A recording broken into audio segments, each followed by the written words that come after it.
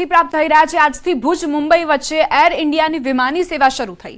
120 મુસાફરની બેઠક ક્ષમતાવાળી દૈનિક સેવા શરૂ થતા કચ્છીઓમાં આનંદ જોવા મળ્યો। ભુજ સહિત દેશ વિદેશ અને કચ્છ બહાર વસતા કચ્છીઓ માટે એર કનેક્ટિવિટી વધતા કચ્છથી દેશ વિદેશમાં પ્રવાસ સરળ બની જશે। અધિકારીઓ મુજબ ટ્રાફિક મળશે તો આગામી સમયમાં 186 સીટની ક્ષમતાવાળી ફ્લાઇટ સેવા શરૂ કરાશે। આ સિવાય અધિકારીઓએ એ પણ જાણકારી આપી કે એર ઇન્ડિયામાં વિદેશ સુધી મુસાફરી કરનાર મુસાફરોનું ભુજમાં ચેકિંગ થઈ ગયા બાદ કોઈ ચેકિંગ કરવામાં નહીં આવે અને તેમનો સામાન સીધો જ વિદેશમાં પહોંચી જશે, જેથી વારંવાર સામાન ક્લિયરન્સની મુશ્કેલી નહીં રહે।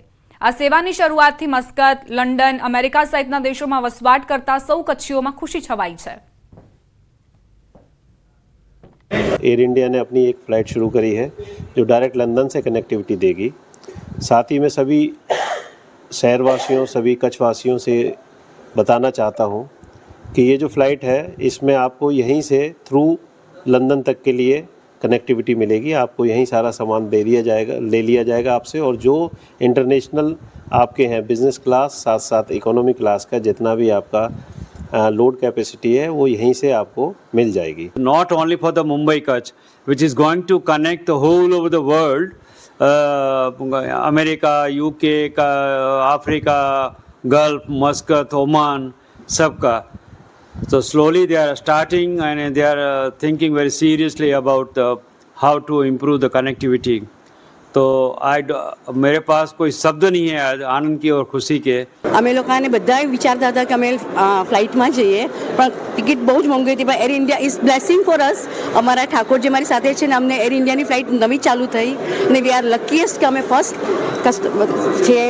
અમે લોકો 11 જણા અહીંયા કચ્છની નારાયણ સરોવરની બેઠકમાં આજે કોંગ્રેચ્યુલેશન ટુ એર ઇન્ડિયા કે આજે અમે ફર્સ્ટ ફ્લાઇટમાં બેસીએ છીએ અને સ્ટાફે અમને બહુ જ અહીંયા હેલ્પ કરી છે।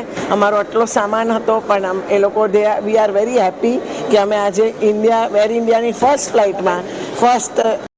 સુરતના કતારગામમાં આશ્રમ પાસેથી મળેલી નવજાત બાળકીનો મામલો, જેમાં પોલીસે આ મામલે રિક્ષા ચાલક સહિત 5 લોકોની ધરપકડ કરી છે।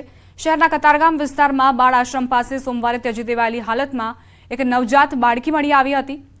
સ્થાનિકોએ બાળકીને સારવાર માટે નવી સિવિલ હોસ્પિટલમાં ખસેડી અને ત્યારબાદ જ્યારે પોલીસે તપાસ કરી તો એવી જાણકારી મળી કે 16 વર્ષની કિશોરીની ડિલિવરી કરાવ્યા બાદ માતા પિતાએ આ બાળકીને આશ્રમ બહાર છોડી દીધી હતી।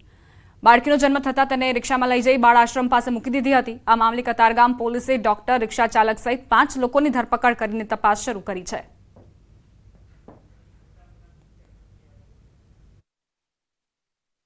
ડિલિવરી એક પ્રાઇવેટ નર્સિંગમાં કરાવ્યા બાદ છોકરીના જન્મ થયા પછી એક રિક્ષાવાળાને હાયર કરી અને એને અનાથ આશ્રમના દરવાજા પાસે આ લોકોએ મૂકેલા હતા। તો હાલમાં એ છોકરીના માતા પિતા, રિક્ષાવાળો તથા જે જગ્યાએ ડિલિવરી કરવામાં આવેલી છે તે ડૉક્ટર અને ડૉક્ટરની જોડે એક નર્સ પણ હતી, એ લોકોની અત્યારે પૂછપરછ ચાલુ છે અને પછી